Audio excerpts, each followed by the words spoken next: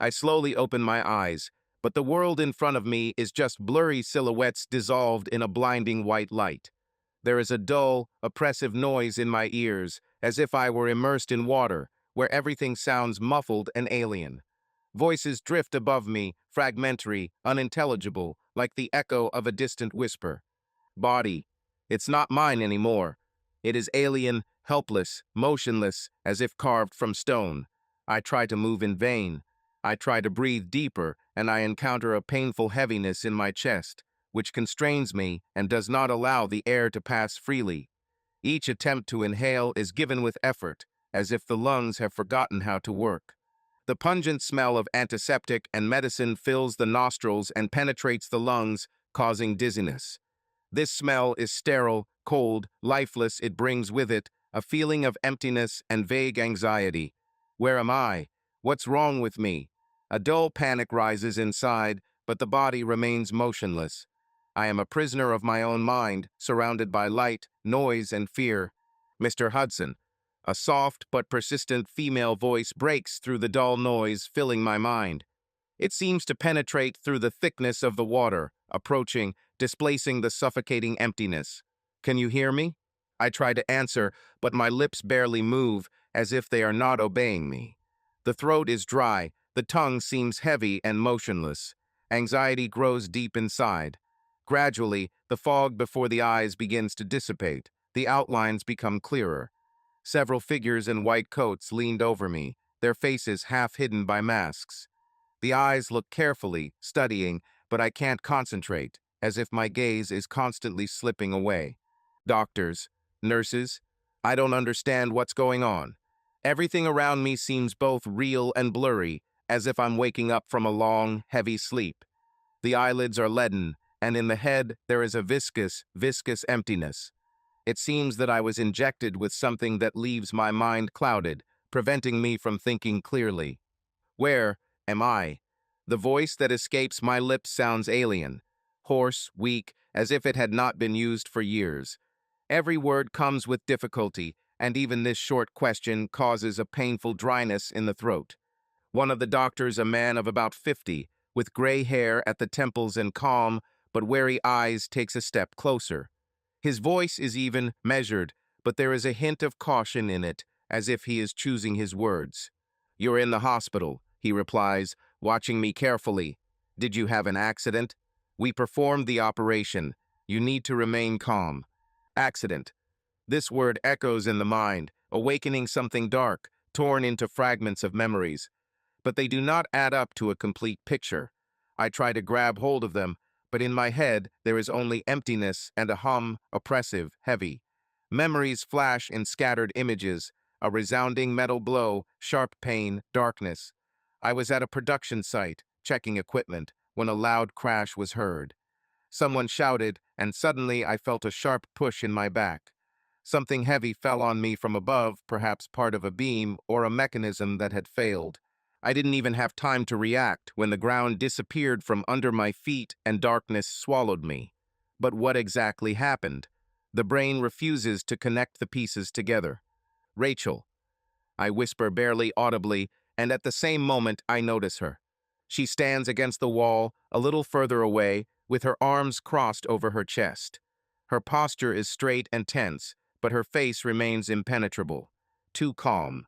No tears, no fear, not even a shadow of relief, only cold wariness in the depths of the eyes. She nods at me, slowly, almost mechanically, but doesn't take a step closer. Something in her gaze worries me. A slight pang of anxiety runs through my mind, but I can't understand what exactly is wrong. Rachel was always there for me whenever I got a little sick or had a minor injury. She always rushed to me, squeezed my hand, and whispered words of support.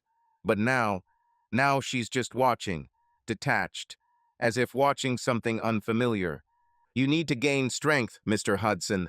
The doctor's voice pulls me out of this alarming stupor. "The main thing now is recovery." I can hardly look away from Rachel, focusing on the doctor. There is a feeling of anxiety in my chest, but I try to suppress it. "What is wrong with me?" The voice trembles treacherously. Fear is already rising inside, that sticky, binding fear. and I suddenly realize what exactly fills me with horror. The doctor is silent for a moment. A tense silence hangs in the room. The nurse glances at him briefly, as if waiting for what he will say. A shadow of sympathy flashes across her face. Finally, the doctor takes a deep breath. "You have a spinal injury." His voice is calm, but a carefully hidden heaviness can be heard in it. The impact caused temporary nerve damage. At this point, you can't move your legs. The world around us is shrinking, turning into an echoing emptiness. Walls, light, voices, everything recedes. You can't move your legs. I don't immediately understand what he just said. I can't wrap my head around it. I try to move my toes, but nothing. I strain my muscles, but below the belt there is emptiness. An emptiness that feels alien, foreign to me, as if my lower half has simply disappeared. Panic seized me. My heart is pounding. But is this temporary? My voice trembles, breaks, stumbles on every word. Will I recover? The doctor nods, but there is no confidence in his gaze, only carefully hidden tension. The face is too serious, too concentrated, as if he is afraid to give false hope. "We hope so," he says calmly, but there is a hint of caution in his voice. "Everything will depend on rehabilitation and your mood. I want to laugh, but inside there is only an icy emptiness. What does attitude matter if my body betrays me? If my legs, my own flesh and blood, no longer belong to me? Something heavy and impenetrable is compressed in my chest. I feel this fear, this awareness, slowly creeping closer, ready to cover me headlong with hopelessness. I look over at Rachel. She still stands against the wall without moving a single step. Her arms are crossed on her chest. Her posture is closed, aloof. She looks at me, but this look, it is not the same as before. There is no pain, no anxiety, only fatigue or irritation. Her lips are pressed tightly together, as if she is trying to contain the words that are rushing out. What words? Why is she silent? Why doesn't he come to me? Doesn't hold your hand, doesn't stroke your cheek like before. I swallow the lump in my throat and force myself to speak. "I'm glad you're here. I hope to hear at least something encouraging in response, something that will save me from this icy emptiness growing inside." But her face remains all the same impenetrable. "Of course," she says, but her voice is empty. No warmth, no relief, just a statement of fact. Rest. She doesn't say, "I love you." She just stands there, still aloof, as if she's waiting for the moment to leave.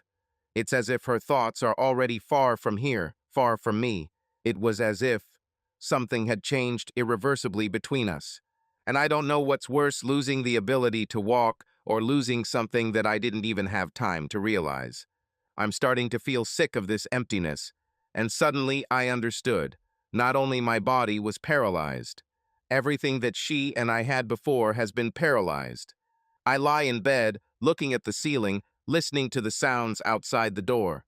The nurses are talking in the corridor, carts with medicines are ringing, but my room is empty. Rachel left. The doctor left. Everyone left, and I was left alone with myself. I close my eyes, but that only makes it worse. Memories arise in the darkness. I remember the first time I saw her an autumn evening, a noisy cafe, silhouettes of people flashed somewhere in the muted light. She sat by the window with a cup of coffee in her hands and seemed detached from this whole hectic world. Her brown hair was casually tied up, the warm light of the lamps reflected in her eyes, and I could not look away. We ended up in that cafe thanks to Tom, my old friend, who then pulled me to meet someone from his company. He always believed that I needed to communicate more, meet new people. I reluctantly agreed, thinking that I would spend the evening in empty conversations, but as soon as I saw Rachel, everything changed. Tom sat me down next to her, saying briefly, "Rachel, this is Andrew. I think you'll have something to talk about," and disappeared into the depths of the cafe. The first few seconds passed in awkward silence, but then she smiled a warm, slightly shy smile that immediately made me feel comfortable. When she spoke, her voice was soft, filled with curiosity, and I knew that I had to do everything to see that smile again. We talked for several hours. It turned out that we have a lot in common, a love for books, for travel, for leisurely evenings spent in cozy places. She talked about her dream of opening an art studio, and I shared my thoughts about how I always wanted to build something of my own, something meaningful. It was the first time I felt like I had met someone who truly understood me. That evening, when I walked her home, it was drizzling lightly. We stood at the entrance, and I didn't know how to say goodbye correctly. Then she leaned over and kissed my cheek, leaving a light scent of cinnamon and coffee. This moment is forever imprinted in my memory. When I first told her that I loved her, it was under an old oak tree in the park where we often walked. Then there was so much warmth, so much tenderness in her eyes. I remember how she lightly squeezed my hand and whispered in response, "And I you." These words then sounded like a promise, like an oath. Can all this disappear? I force myself to think logically. She's just scared. It's a shock. Anyone would be scared. We've been together for so long, and despite everything, she loves me. This is temporary. It's just fatigue, fear of the unknown. Rachel couldn't just move away. She is strong, but she also needs support. We can handle it. A sharp knock on the door makes me flinch. A nurse enters the room, young, with a soft voice and a kind look. She is holding a syringe in her hands. "Good evening, Mr. Hudson. I came to give you an injection. How are you feeling?" Her voice sounds ordinary, but I'm pleased that at least someone is interested. "How can you expect?" I shrug, feeling the heaviness in my body. I don't feel much change yet. She nods, not surprised, carefully injects and adjusts the Roman 4. "This is fine. The main thing is to take your time. The body needs time to recover. Rest will help you." I nod, even though sleep is the last thing I want. The nurse smiles again and leaves, leaving me in silence. Rachel walked into the empty house and immediately felt how quiet it had become. There used to always be movement, hear children, David, bustle after work. Now only the muffled noise of the refrigerator and the flickering of street lights outside the windows reminded me that time was passing. She took off her coat, hung it on a hook, and walked into the kitchen. Everything was neat just as she had left it in the morning. Not a single trace of anyone else's presence. This was their common home, but now it seemed alien to her. She turned on the stove, put on the frying pan, and thought, choosing what to cook. It seemed that even this simple task suddenly became difficult. She sighed and decided to make something simple, a cheese omelet. She took the eggs from the refrigerator, but her hands were shaking slightly. "How so?" she thought, breaking one egg. "Just a week has passed, and I feel like a stranger in my own life." A week ago, she was sitting in the office, looking through documents, when the phone rang. She picked up the phone, not expecting anything unusual, but the voice on the other end of the line made her heart clench. "Mrs. Hudson? This is the secretary from your husband's business. We had an accident. David is now in the hospital." Her fingers clenched the phone so tightly that her knuckles turned white. My ears started ringing. For a second, she could not utter a word. "What's wrong with him?" she finally exhaled. "His condition is stable, but he received serious injuries. We recommend that you come immediately." She remembered how she automatically packed her bag, how she barely understood what her colleagues were saying to her, and then flew into a taxi, not noticing anything around her. When she entered the room and saw her husband, she was seized with panic. He looked so fragile, so helpless. She always knew him to be strong. A man who solves problems, makes decisions, leads the family forward. And now he lay bedridden, his skin looking pale and his eyes dull. At that moment, she realized for the first time that her life had changed forever. She shook out the pan while stirring the eggs and frowned.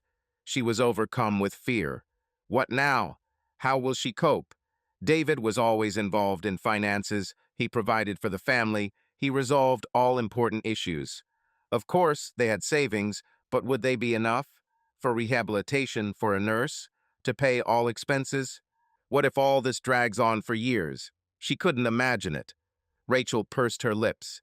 She is a 40-year-old woman. She worked as a secretary at Blake Partners, earning good money, But it was not enough to carry everything on herself. She couldn't imagine spending her remaining years caring for her disabled husband. She thought about how this would change her life: daily care, constant monitoring, abandonment of previous habits and plans. She remembered how colleagues at work talked about weekends, about trips, about meeting friends. And then a thought struck her. Now her life would be reduced to hospital wards, conversations with doctors, and endless care for David. She turned off the stove, threw her fork on the table, and ran her hands over her face. Deep down, she knew that David was not to blame, but this did not change her inner feeling. Her life was falling apart at the seams, and she wasn't sure she could handle it. The morning at the hospital began with a bustle. Nurses scurried through the hallways, distributing medications, checking IVs, and recording patients' vital signs. Somewhere in the distance, an MRI machine was humming, and announcements about accepting new patients were heard over the loudspeaker. David woke up feeling as if someone had invaded his personal space. Bent over him was a nurse, a young girl in a blue uniform with a badge on her chest. "Good morning, Mr. Hudson," she said with a professional smile. "How do you feel?" David blinked, trying to focus his eyes. Everything around was floating. He tried to move, but his body responded with weakness and aching muscle pain. "It's like a train ran over," he answered hoarsely. The nurse nodded understandingly. "This is normal after such injuries. Today, you will have several procedures: blood tests, a doctor's examination, and a controlled tomography. We need to make sure the recovery goes according to plan." She checked his Roman 4, added something to the tablet, and smiled. "If something goes wrong, press the call button." David just nodded as he watched her disappear through the door. He was left alone again.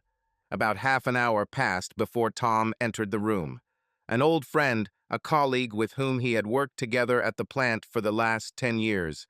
Tall, strong, with light graying in his dark hair, he was holding a paper cup of coffee in his hands. "Well, you're in trouble, buddy," Tom muttered, sitting down on a chair by the bed. "When they told me that you were in the hospital, I didn't believe it at first. I thought you just found a brilliant way to go on vacation, but it seems you went overboard with the surroundings. Do you know how this happened?" David frowned. His memories were blurry. I remember almost nothing." Tom sighed, took a sip of his coffee, and leaned closer. "I was on a different shift then. The boss told me everything. You were near the freight elevator when the beam's fastening broke. The whole damn structure collapsed. If you had stood a couple of steps to the left, you would have simply been crushed." David listened, trying to piece together the fragments of memory. A flash of pain, a crash of metal, someone screaming. Then darkness. "Damn," was all he breathed out. "Yes, no luck," Tom nodded. "Doctors say you have a chance for a full recovery, but it will take months. You must be prepared for a long rehabilitation." Tom stayed a little longer, talking about what was going on at work, what rumors were circulating among his colleagues. Then he left, leaving David alone with his thoughts again. He closed his eyes and allowed himself to be lost in memories. Just recently, his life was different. He was strong, confident, and the main breadwinner in the family. He and Rachel had a house, 2 children who left to study at universities.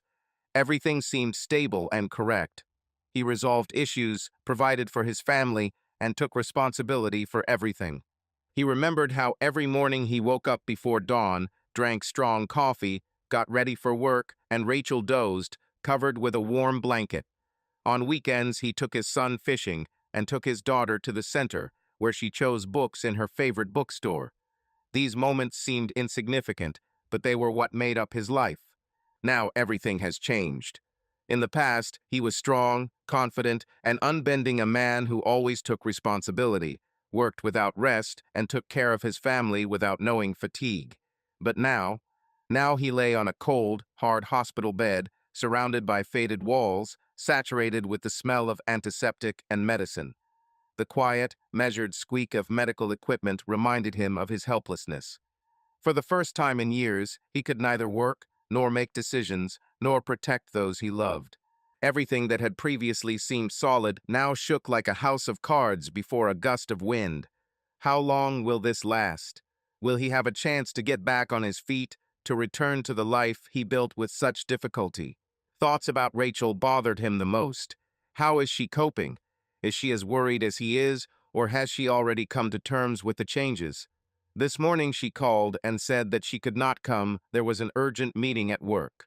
Rachel worked as a secretary in a law firm, constantly being in the center of office intrigue and endless paperwork. She was organized, methodical, but David knew that her work always required her full involvement. Rachel's office was typical of a law firm. Spacious rooms with high ceilings, strict glass partitions separating work areas, neat rows of offices with massive oak doors. There was a familiar aroma in the air, strong black coffee mixed with the smell of fresh paper and a slight hint of her colleague's expensive perfume. Muffled voices could be heard along the corridors. Employees were animatedly discussing court cases, upcoming meetings, and the latest amendments to the law. Rachel sat at her neatly organized dark wood desk, with folders, documents, and letters laid out in neat stacks. The glossy surface reflected the soft light of the table lamp, creating the illusion of comfort amid the formality reigning around. Her fingers lazily turned over the pages, but her thoughts stubbornly refused to form a coherent whole. It seemed that everything around was living according to its own schedule. Colleagues were hurrying along the corridor with laptops and folders. Secretaries were talking on the phone. Someone was rhythmically tapping a pen on the table in the next office. But she found it difficult to concentrate. The pile of papers in front of her demanded attention, but every now and then her gaze absent-mindedly slid out the window, where the glass reflected the stern silhouette of a woman trying to put her scattering thoughts in order. "Are you okay?" Mel, her friend and colleague, quietly asked, approaching the table with a cup of coffee in her hands. "Yes, of course," Rachel answered, but there was no confidence in her voice. Mal stared at her, then sat down on the edge of the table and leaned closer. "Are you going to David today?" Rachel pressed her lips together, feeling a wave of anxiety rise within her. The thought that she would have to see David again in such a helpless state echoed dully in her chest. Her fingers clenched nervously into a fist, and her heart began to beat faster. She didn't know how to deal with this. The air in the room seemed to become heavier, as if saturated with her own doubts. This feeling depressed her, filled her with irritation, and at the same time exhausted her to the limit.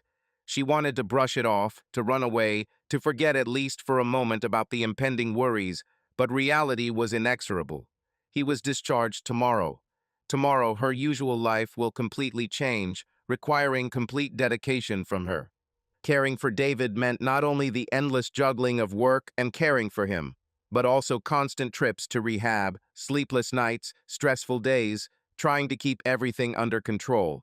She could already feel this burden weighing on her shoulders before it even began. Rachel ran a hand over her face, looking out the window. Behind the glass, the evening city shone with lights, but she did not see its beauty. Her thoughts were too busy with the upcoming trials. This evening was her last chance to catch her breath, to allow herself at least a few hours of peace before once again taking on a load that she didn't know if she could bear. "It won't work today," she answered after a pause. "I need to rest a little because it will be difficult further." Mal nodded in understanding. Then suddenly an idea struck her. "How about we go somewhere in the evening? Let's sit at the bar, drink wine, and unwind." Rachel thought about it. It sounded tempting. She really needed something to take her mind off all this chaos for a little while. "It's not such a bad idea," she finally said, a slight note of relief in her voice. "Let's do that." She took a deep breath, pulled out her phone, and dialed her husband's number. When David answered, she quickly made an excuse. "Hello, dear. I won't be able to come today. We have an urgent meeting here. We have a lot of work to do." "I understand," David answered briefly, and she sensed a note of disappointment in his voice. "How are you?"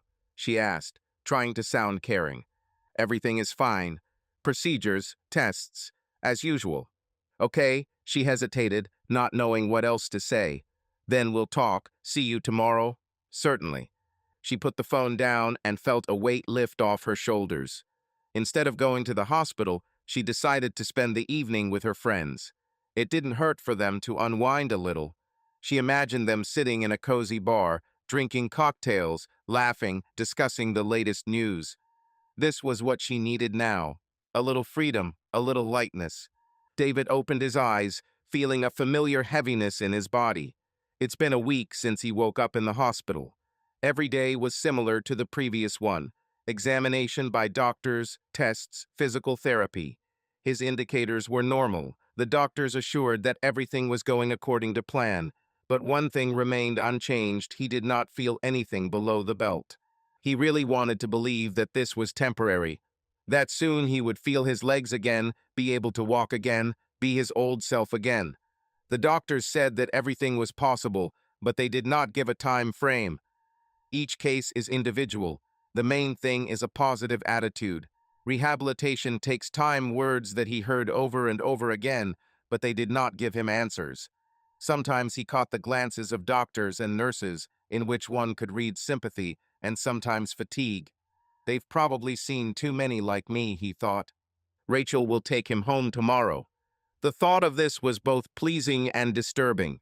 He was tired of the hospital walls, the smell of antiseptic, and the constant feeling of helplessness. It will be better at home. Rachel will be there. He knew that this was also a test for her. Now all worries about the house, about himself, about trips to the rehabilitation center fall on her shoulders. He felt like a burden, but tried not to think about it. And when the children come for the weekend, everything will go back to the way it was before. He hoped that they would behave the same as before, not allowing pity to destroy their usual relationship. He imagined how they would gather in the living room, laugh, and discuss the latest news. Maybe his son Alex will even convince him to play chess like they used to do. Daughter Sophie, always energetic and enthusiastic, will definitely talk about her studies, friends, and plans for the future. These thoughts warmed him. He closed his eyes, trying to rest, but his mind still continued to work. Tomorrow, everything will change. Tomorrow, he will leave the hospital and face a new reality. He wanted to believe that he could handle it, that they will all cope. Everything should be fine. Returning from work, Rachel went straight to the bedroom. She took off her office suit and threw it on a chair, feeling a pleasant anticipation of the upcoming evening. Today, she wanted to feel free. She went to the mirror and looked appraisingly at her reflection. From the closet, she took out a tight black dress with a low neckline and an open back. The material caressed the skin, emphasizing her figure. High heels, a thin gold necklace, and a pair of neat earrings completed the look. A little makeup, scarlet lips, expressive eyes, light blush. She smiled to herself.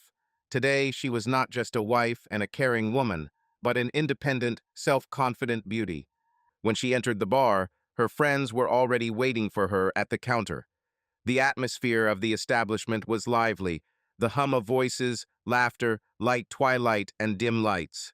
The bartender dashingly juggled bottles, creating a spectacular spectacle. "You look amazing," Mal exclaimed, winking at Rachel and handing her the glass. They laughed, discussed the latest news, and enjoyed strong drinks. Gradually, the evening became more and more relaxed. Two men approached them, both confident, well-groomed, with light half-smiles, promising interesting communication. "May I treat you to another drink?" One of them, a tall brunette in a light shirt, leaned closer to Rachel. She looked at him with slight coquetry, barely noticeable, playing with a strand of hair. "Why not?" Her voice sounded soft, but there was a hidden note of excitement in it. The evening promised to be long, and Rachel allowed herself to enjoy the moment, forgetting for a moment about everything that awaited her tomorrow. The men introduced themselves. A tall brunette in a light shirt turned out to be a lawyer named Daniel, and his companion, a strongly built blonde man with light stubble, identified himself as Mark, the owner of a small restaurant business. Their manner of communication was easy and confident, and their jokes had a touch of adult humor. "I hope your establishment serves not only dishes, but also good impressions." Rachel teased him, twirling her cocktail glass. "Only the best," Mark answered with a grin. "But you have to pay for additional tasting in a special currency good company." "Then today is definitely a good evening for you," Mal added with a wink. They continued their conversation, exchanging witticisms and playful remarks. Daniel, who had been watching Rachel closely, leaned a little closer. "You look like you were made to turn heads and break hearts," he said with a warm smile, his voice filled with admiration. Throughout the evening, he continued to shower her with compliments, saying everything that any woman would dream of hearing. He admired her elegance, her grace, her infectious laugh, reminding her how desirable, special, and inimitable she was. When the evening came to an end, the girls went home, laughing and exchanging impressions of their time. Rachel didn't know why, but before she left Daniel her number. Perhaps it was just a game, light coquetry, or maybe part of it was to feel alive and desired again. Rachel stood in the hospital lobby, holding a folder with instructions and a list of medications. The nurse patiently explained how to care for David, what exercises he needed, when he should attend the rehabilitation center, and what possible complications were possible. Rachel nodded, mechanically remembering the details, but her thoughts were far away. When David got into the car, he felt a strange sense of relief. He was tired of the hospital walls, of strangers around him. The house seemed like salvation. He looked at Rachel. Her face was tense. "Everything will be fine," he said, hoping to convince not only her, but also himself. She nodded but didn't answer. The road home passed in silence. They did not discuss the future, did not share thoughts. When they finally pulled into the yard, Rachel froze for a moment, realizing that their cozy home was not suitable for a person with disabilities. Thresholds, narrow doorways, stairs, lack of handrails in the bathroom, little things that previously seemed unnoticeable have now become a real obstacle. "We'll have to change a lot," she muttered. "We'll figure it out," David replied. The first evening at home became a test. Even getting to the bed was a problem. Everything was uncomfortable. The chairs were too low, the cabinets were too high, simple movements required effort. He felt like a stranger in his own home. Rachel understood this too, but tried to hold on. Everything seemed different from how he remembered it. The space, once cozy and warm, now seemed hostile. He could no longer simply walk up the stairs to his bedroom, or make his own coffee, or simply go out into the garden. These little things had previously seemed unnoticeable, but now they became new barriers with which he had to fight. After several unsuccessful attempts, Rachel suggested that he arrange a room on the first floor, the one that had previously been used for guests. This seemed to be the only reasonable solution, because every time trying to climb the stairs was not only difficult, but also dangerous. David agreed, although the feeling that he was now like a guest in his own home did not leave him. However, it was better than constantly fighting with a space that no longer obeyed him. The children, Alex and Sophie, came for the weekend. David was looking forward to this meeting, hoping that their arrival would bring joy and support. He wanted to feel the warmth of the family, hear familiar conversations, and forget at least for a while about his new situation. But instead of spending time with him, the children quickly went about their business. "Dad, I need money for textbooks," Alex said without even bothering to sit down. "And I want to go to Amanda's birthday," Sophie added, waiting for the transfer to the card. David looked at them, feeling empty. They didn't ask how he was feeling. They only needed one thing: money. He became for them not a father, but a wallet. "How are you doing, Dad?" Alex asked after a few minutes, but his gaze was already glued to the phone. "It's okay," David answered dryly, not finding the strength to say more. When the door closed behind them, he closed his eyes tiredly. "They didn't even stay long," he said quietly. Rachel didn't answer. She just cleared the empty cups from the table. Her face remained impassive, but tension hung in the air. He wondered when things became like this, when the children for whom he worked, for whom he got up in the morning and took on endless worries, stopped seeing him as a father and began to perceive him only as a wallet, a source of money that should provide for their desires. When the warmth with which they once ran towards him, shining with sincere joy, disappeared in their eyes. His wife, whom he considered the support with which they made vows through thick and thin, looked tired and distant. Not only did he lose the ability to walk, he lost his role in the family. Lying in bed, Rachel tried to fall asleep, but her thoughts would not let her rest. She rolled over, staring into the darkness, when suddenly the phone on the nightstand vibrated softly. The screen lit up the room and a message appeared on it. "How is the most beautiful woman in the world doing?" She blinked, at first not understanding who it was, and then she remembered. Daniel. She had completely forgotten about him since she returned home. Their light flirtation in the bar seemed something distant, almost unreal, but now it made itself felt again. She typed the answer. "Tired, but alive. Are you always sending out compliments this late?" The answer was not long in coming. "Only to those who deserve it. How are you? How did it go?" Rachel thought for a moment and then decided there was no point in pretending. She started typing. "It's difficult.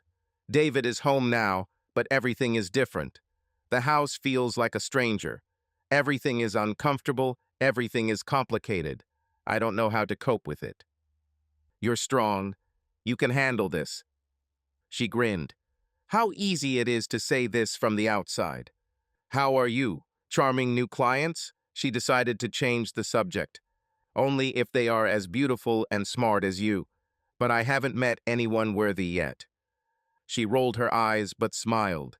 The conversation with him was easy, unobtrusive, and it contained what she was missing right now. "You seem to be really good at giving compliments.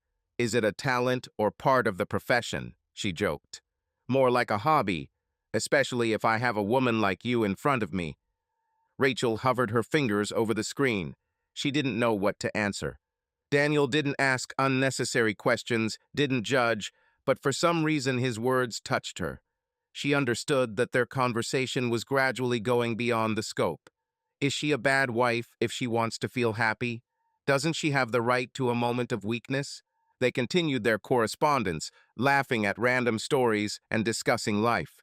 He told her about his funny clients, about how one man tried to sue his own cat for damaging furniture, and she shared how David had difficulty settling into the house, and how she had to be torn between work and caring for him. This conversation was light, but it subtly touched a chord within her. Daniel not only gave her attention, but also made her think about whether she was ready to spend her years as a caregiver. That night was spent texting, and for the first time in a while, Rachel fell asleep with a smile on her lips. David sat in a chair, looking out the window. The morning light filled the room, but he did not feel any joy in it. A few weeks ago, he dreamed of returning home, and now he realized that his presence here was a burden for Rachel. She didn't say it directly, but her phrases, her facial expression, even her tone of voice hinted at it. She didn't believe he could recover. She believed that he would remain incapacitated forever. The realization of this hit my pride. His own hands dropped. He saw no point in rehabilitation, exercise, or trying to change anything. But refusing treatment meant losing insurance benefits, and without them, he would completely lose control of his life. The rehabilitation center was located on the outskirts of the city. A modern building, large glass windows, spacious halls. People in the uniform of medical instructors smiled too tightly, the walls seemed faceless, and everything around looked alien and oppressive. He felt not like a patient, but like part of a mechanism that needed to be fixed. But everything changed when he met her. She was small, like a candle flame, but just as alive, bright and tireless. Rihanna, that's how she introduced herself, with a wide smile and a look full of energy. Her red hair shone in the sunlight, and her voice carried unshakable confidence. She didn't look like a typical physical therapist. Her movements were light, but there was strength in every gesture. "So, Mr. Hudson," she began, crossing her arms over her chest, "if you think you're just going to sit around and feel sorry for yourself, then I'm going to have to disappoint you." David chuckled, but without much enthusiasm. "Don't worry, I won't cause you any trouble. You tell me what needs to be done, and I will pretend that I am trying." Rihanna narrowed her eyes. "Oh no, that won't do. If you pretend you're trying, I'll pretend you don't exist." Agreed? He was confused. This approach surprised him. Usually the people around him spoke softly, sympathetically, but there was no pity in her voice, just determination. "Okay, let's see what you can do," he muttered. She grinned and clapped her hands. Great. Get ready, Mr. Hudson. Today we will work for real. The first training session was a nightmare. David felt weak and helpless. He could not perform even the simplest exercises properly. But Rihanna didn't let him relax. She did not feel sorry for him, did not lisp him, but demanded him.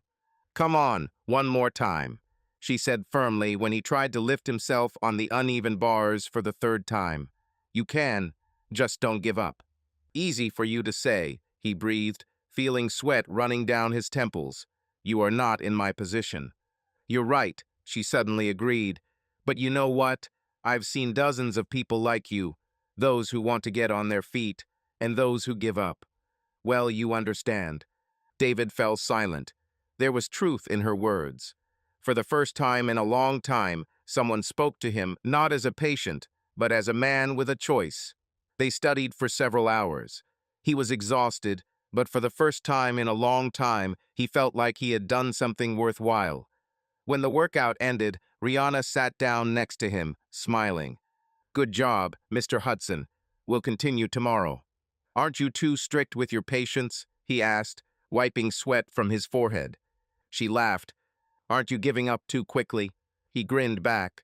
Something about her made him feel alive, and for the first time in a long time, he thought that maybe he still had a chance. After training, they sat in a small relaxation area and drank coffee. Rihanna told some funny stories about her patients, and David laughed sincerely. He felt lighter next to her. It seemed that next to this small but unbending girl, his problems would temporarily recede. But their calm conversation was interrupted by the appearance of Rachel. She stayed longer than usual, and when she entered, her irritation was noticeable by how abruptly she slammed the door. Ready? She asked dryly, without even looking at Rihanna. David felt uneasy. He saw Rihanna raise her eyebrows slightly, but didn't say anything. Yes, he answered, trying to hide his embarrassment. Rachel didn't even bother to say hello to Rihanna, like any well-mannered person would do. She only cast a cursory, indifferent glance at her and immediately turned away, as if she was not in the room at all. Rachel didn't speak much on the way back. She looked irritated, her fingers tapping nervously on the steering wheel. David felt guilty, although he couldn't understand why. Later, when he was already at home, he took the phone and wrote to Rihanna. I apologize for my wife's behavior. She's not always like this. The answer came almost immediately. Don't worry, but it seems to me that you clearly have bad taste in women. David laughed. David clenched his teeth, overcoming the pain, but did not allow himself to give up. Every day he made every effort, clinging to every opportunity to recover. Rihanna did not let him relax. Her confidence in his abilities was unshakable. Unlike others, she did not pity him, did not console him, but demanded him. Her straightforwardness irritated him, but she was the one who did not allow him to give up. Do you think this is your limit? She said one day, crossing her arms over her chest. I've seen people in much worse condition, but they didn't look for excuses. They fought. Are you going to surpass them, or will you remain one of those who gave up? Her words hurt, but that was exactly what he needed. He couldn't afford to lose. He continued, despite the pain, despite the fatigue. After all, if he gives up now, he will lose not only himself, but also his life. But another battle awaited him at home. Rachel became increasingly distant. She was not interested in his progress, did not ask questions, did not discuss the future. Their conversations became strained and empty. Sometimes she simply nodded, pretending to listen, but David could see that her thoughts were far away. She came late, avoided communication, and sometimes even became irritated by his presence. 6 months have passed since then. 6 months of daily training, overcoming myself, pain, and doubts. David, Rihanna said in the morning when they found themselves in a spacious hall with handrails. Today is a special day. Let's try to stand up without outside help. There was no pathos or feigned solemnity in her words. For Rihanna, all achievements were just steps that needed to be taken methodically and precisely. But for David, it was truly a special day. He nodded, gripping the rail until his fingers turned white. My heart was pounding loudly, and something like fear, mixed with hope, rose in my chest. He remembered how 6 months ago doctors said that the nerve endings were severely damaged and there was no guarantee of complete recovery, but he didn't give up trying, day after day, week after week. Calm down, Rihanna prompted quietly. Concentrate. Breathing is even. She stood to the side, not touching him, but staying close, ready to back him up. Usually, she would lightly support him by the forearm or waist, but today she wanted him to try it himself. David took a deep breath, feeling the muscles in his back and arms tense. My toes tingled slightly, as if tiny electrical currents were running through me. He slowly shifted his weight to his feet. His body seemed to protest, his knees buckled, but he did not give up. The moment seemed like an eternity. And then he straightened his back and straightened up. Uncertainly, unsteadily, but still standing. Without anyone's help. Just a few seconds, but for him it was a real feat. Great, Rihanna's voice filled with emotions. Pride, joy, relief. Let's go a little further. He tried to tear his hand away from the handrail. The right leg was trembling, the left seemed to be filled with lead, but he was able to keep his balance. A second, another second. Then his knees gave way, and he sank onto the bench, unable to cope with the weight of his own body. Sorry, he exhaled, lowering his head in disappointment. Are you kidding me? Rihanna grinned, leaning towards him. You have now done something that 6 months ago doctors considered almost fantastic. Don't you dare ask for forgiveness. She handed him a bottle of water, and David took a greedy sip. Blood was pulsating in his temples, his heart was pounding, but a feeling of triumph was already beginning to reverberate in his chest. Even if it was just a tiny step, it meant that there was a road to full recovery. We need to tell Rachel about this, he said out loud, not noticing how his face changed at the same time. The mention of his wife always seemed to give him mixed feelings. A year ago, when he had an accident at work, she seemed inconsolable at first, but very quickly her attitude became aloof. Now there was still obligatory care on her part, but there was no warmth in her, and David could not understand the reason for such coldness. Rihanna sighed quietly. She never spoke ill of Rachel, but there was sometimes a sympathetic shadow in her gaze when David mentioned family problems. Are you sure she will be happy? She asked carefully. Probably, he said, not knowing who he was trying to convince more, Rihanna or himself. Deep down, he wanted Rachel to be proud of him. I wanted her to look at him with the same look that she had once greeted him in the evenings after work, to make him feel needed, loved, valuable again. David felt tense all the way. He tried to talk about what I got back on my feet today, but she just nodded, muttering, "Okay, well done." No delight, no joy. How is your work? He asked, trying to start a conversation. Yes, okay, she answered curtly. There's a lot to do now. One of our clients has an important deal coming soon. And then her phone rang. She glanced at the screen and immediately hung up the call. David noticed how her lips pursed into a thin line. Never before had he seen such a reaction from her when someone at work called. Usually she answered calmly, without unnecessary emotions, and now he felt that she was nervous. Who called? He asked quietly. Yes, she winced, switching gears. For work. Doesn't matter. They drove home in silence. The atmosphere inside the car was almost palpable ice. When Rachel finally turned off the engine in the yard, she looked as if she wanted to immediately escape from this situation. I think I'll still go to the store, she said, helping him move into a chair. We need to buy some groceries. He wanted to say that the groceries bought in the morning would be enough, but he saw how intensely her eye twitched and remained silent. Okay, David agreed. David lay in bed, listening to the sounds coming from the bedroom door. The evening had already enveloped the house in soft darkness, and the silence, interrupted only by the occasional sounds of the street, made his hearing especially sensitive.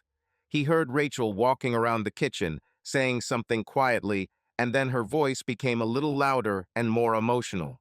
Curiosity and anxiety took over, and David tensed and listened. Rachel's voice was quiet but confident, and her interlocutor, her friend Mel, whose laugh he immediately recognized, answered her with a barely noticeable mockery. "You have no idea," Rachel's voice sounded with a note of delight and nervous excitement. "This is something incredible. Daniel, he knows what I want, what I've been missing all this time." David felt his heart skip a beat. He held his breath, afraid to miss a word. "Well, I understand you," Mal answered with a slight smile in her voice. "Still, this is completely different, right?" "Yes." Rachel laughed, but there was something bitter in that laugh. "He's attentive, sensual. He knows how to touch, how to look. Hell, even how to say something to make me feel wanted. I forgot what it is. With him, I'm alive." "And you don't regret it?" Mal asked, lowering her voice. "No," Rachel whispered, her voice trembling with sweet excitement. "I don't regret a second. He makes me moan like no one has ever moaned before. His touches drive me crazy, make me forget about everything. He takes me the way I need, in a way that my disabled husband will never be able to and never could." David closed his eyes, and cold, burning pain rolled through him like a sharpened blade, leaving behind deep, invisible, but unbearably painful wounds. His breathing became heavy, uneven, as if the air had suddenly turned into a viscous substance that made it difficult to breathe. Every word Rachel said pierced him, tearing apart what he had tried so desperately to hold on to inside. The hope he had clung to was crumbling, crumbling into dust, leaving behind only a gaping void. She no longer saw him as a man. He was not her desire, her passion, her choice. No, he was just an obstacle, an unnecessary burden, a shadow of the past that she dreamed of getting rid of. Everything that seemed shaky now collapsed completely, leaving him in this silence filled with betrayal. He was not a lover for her, not a support, but simply a stop on the way to something more, something that he would never be able to give her. David lay looking at the ceiling and slowly came to a decision. Tomorrow, he had another rehabilitation session scheduled, but now it seemed pointless. He saw no point in continuing, no goal worth fighting for. If Rachel doesn't care about his progress, if he's just a burden to her, then why try? He remembered all their conversations, moments when she didn't even try to hide her indifference. When he talked about his successes in rehabilitation, she just nodded, without going into details. When he needed support, she threw herself into her work or found excuses to be away. These memories undermined his resolve, making it increasingly clear. In the morning, he slowly opened his eyes, and instead of preparing to go out, he simply stayed in bed. He looked at the ceiling, listening to the sounds of the house. Rachel was walking around the house, getting ready for work, and stopped at the bedroom door. "Aren't you going to practice?" she asked, glancing at him briefly. "I don't feel well," David answered dully, avoiding her gaze. She just nodded, without asking any further questions. It seemed that she was even better this way, less fuss, less need to take care of him. Relief flashed in her eyes, and he noticed it. "I left," she said briefly, quickly glancing in his direction, but without waiting for an answer, she walked out the door. She felt relieved while driving. Now she will have more time. You can calmly finish all your work in the office and then stop by a lingerie boutique. Her lips twitched into a slight smile. Yes, she knew exactly what she wanted to buy for an evening with Daniel, something special that would drive him crazy. She imagined how he would take off her new purchase, with what impatience he would look at it. These thoughts made her heart beat faster. Everything that was at home now seemed to her something distant, blurry, insignificant. Daniel was her real reality, and this evening belonged only to them. Meanwhile, the only person who cared was Rihanna. She tried to call David, but he didn't answer. Unable to bear the anxiety, she decided to go to his house. Once on the threshold, she immediately realized that something was wrong. David opened the door with a dull look. He looked broken. His shoulders were slumped and his face looked drawn. Rihanna didn't ask questions, she just walked in, sat down on the chair opposite him, and said, "Speak, what's happened?" David was silent at first, but under her gaze, he finally admitted that he had overheard Rachel's conversation. He told everything, every detail, every word, which made him feel like nobody in her eyes. How she talked about Daniel, how she looked forward to meeting him, how she dreamed of a new life in which David was no longer needed. He spoke, and with each word his voice became quieter until he was completely silent. Rihanna listened to him calmly and then covered his hand with hers. "It doesn't matter, David," she said softly. "This is your life. You shouldn't let anyone ruin it." She looked at him with sincere concern. There was no pity or condemnation in her eyes, only support.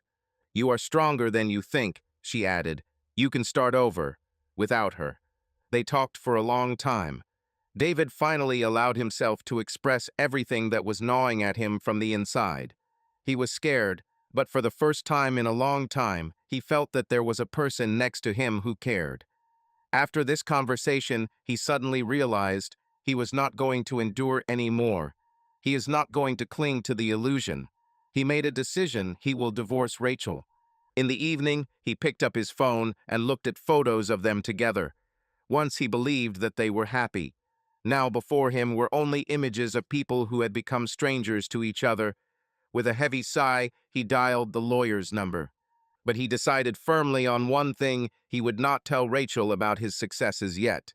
That he can already get back on his feet, albeit with difficulty. Let her continue to think that he is weak, that he cannot live without her. This will give him time to prepare, gain complete independence, before finally breaking ties with her. Rachel sat in the cafe, nervously tapping her fingernail on the rim of her coffee cup. She waited for Daniel, and anxiety burned inside her. Usually, he was always the first to arrive, but today he was delayed. When the door finally opened and he walked in, she immediately knew something was wrong. His gaze was intense, his movements constrained. He sat down opposite, took a short pause, and, without raising his eyes, said, "We need to take a break, Rachel." These words stuck in her mind, punching a hole in the sweet anticipation of their next meeting. She automatically took a sip of coffee, feeling her fingers grow cold. Her thoughts raced feverishly, trying to find an explanation, hope, a clue. Why? Her voice trembled, but she quickly pulled herself together, trying to maintain a semblance of calm. Lisa began to suspect something. She started asking questions, looking at me differently. "I can't take risks." His voice was low but firm. "Until everything calms down, we should be careful." Rachel nodded, hiding her emotions behind a mask of calm. But everything was boiling inside. "Break, caution," he talks as if this is just a temporary measure. But what if this is a step towards the end of their relationship? "Okay," she replied, trying to sound indifferent. "If it's necessary, then it's necessary." She took another sip of coffee, but the taste seemed bitter. Questions were swirling in my head. What if Lisa already knows everything? What if he's just afraid of her reaction? Maybe she has already started acting, threatening him, manipulating him. But the thing that worried Rachel the most was, what if Daniel was just looking for an excuse to leave? This thought made her heart clench. She remembered all their moments: stolen glances, touches, passion. She couldn't believe that none of this meant anything to him. She hoped it was temporary, that everything will change soon. Maybe if David finds out about her feelings, he will propose a divorce himself. Maybe Daniel will decide to leave Lisa. Then they will finally be together for real. This thought became her saving grace. "How long?" she asked quietly, avoiding his gaze. "I don't know." He ran his hand over his face, clearly experiencing tension. "I hope not for long. I just need Lisa to calm down."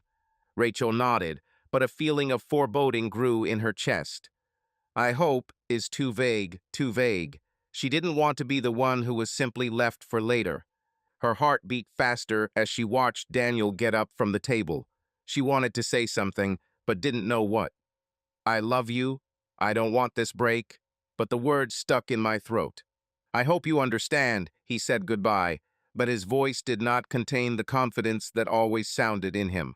She nodded, and when he left, she slowly finished her coffee, feeling warm hope in her chest. After all, now she had time to change everything. One evening, David met her in the kitchen, holding a folder in his hands. Many emotions were boiling inside, but his voice remained calm. "We need to talk," he said quietly. Rachel looked at him and then looked at the folder. Her heart beat faster.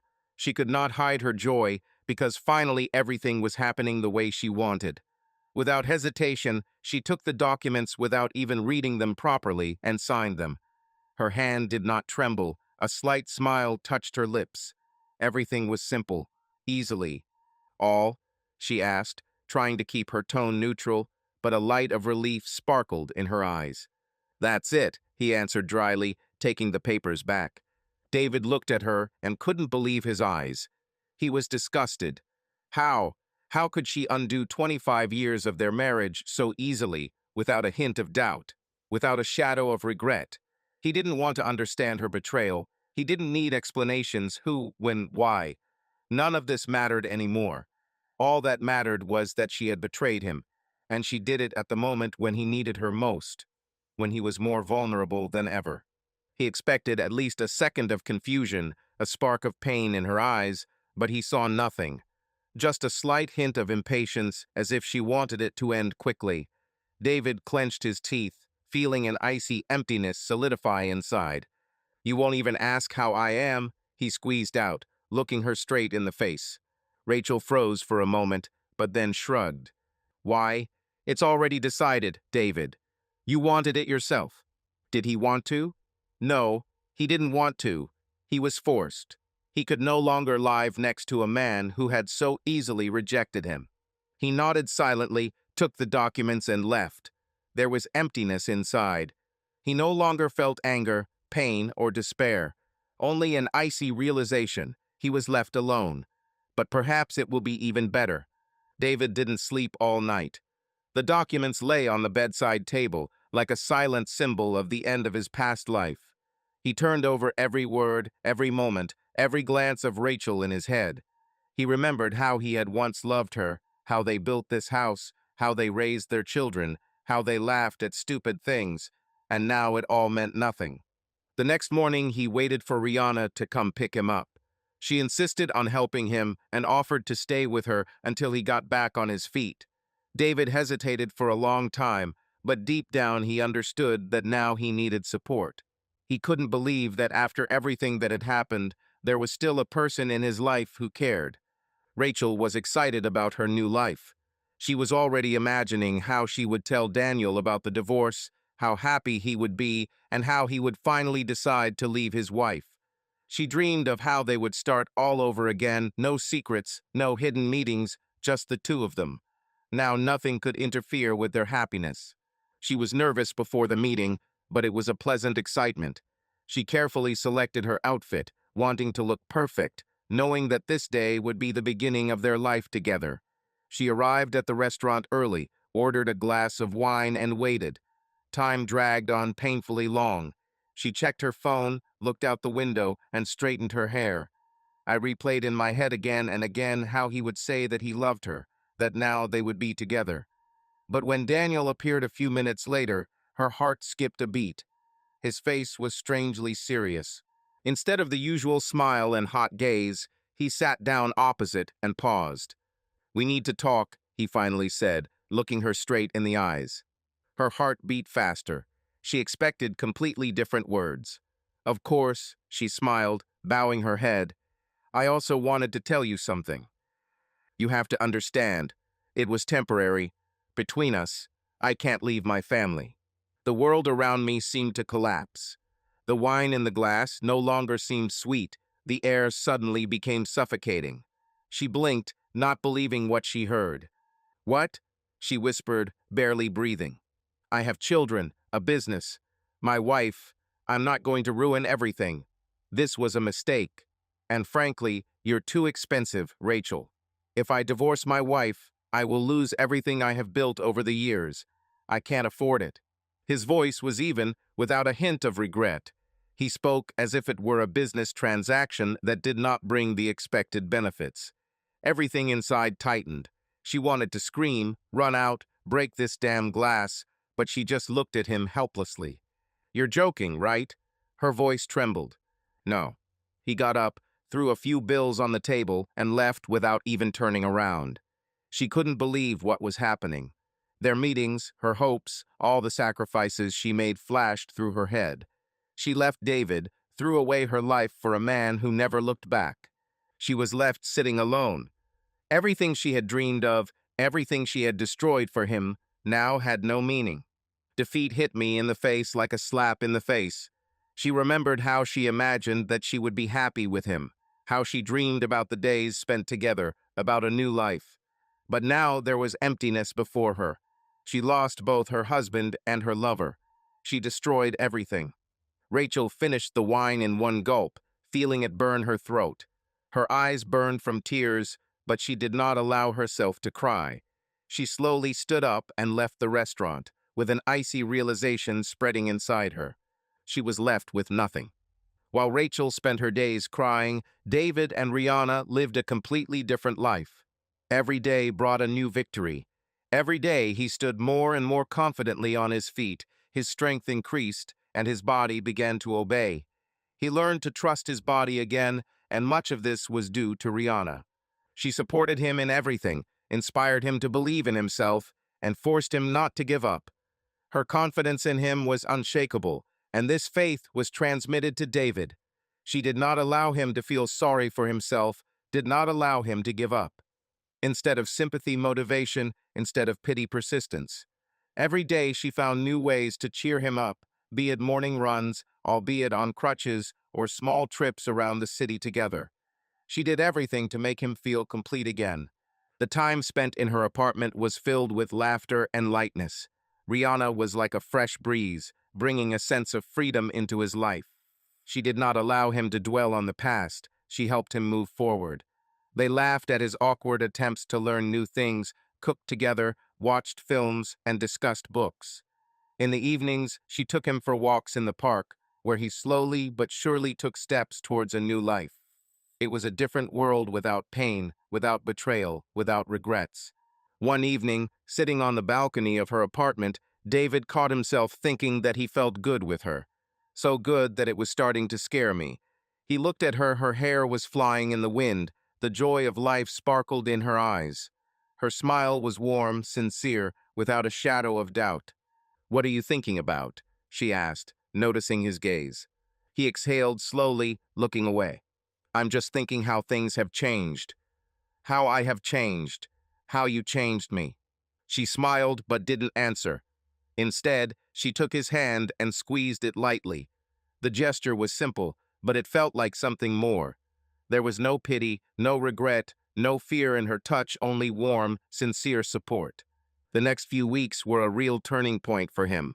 He increasingly noticed that he was waiting for her to return from work, that he enjoyed every day spent with her.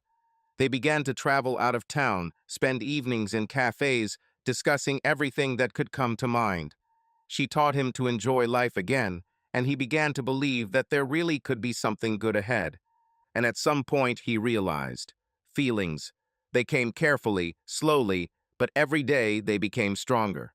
5 years later, David and Rihanna have become a real family, strong and inseparable, like the roots of an old oak tree that shelters their house from the winds of fate. Their life changed, but only for the better now. Every morning began with the warmth of their beloved hands, with the aroma of freshly brewed coffee and the ringing laughter of children, which became the most beautiful melody for them.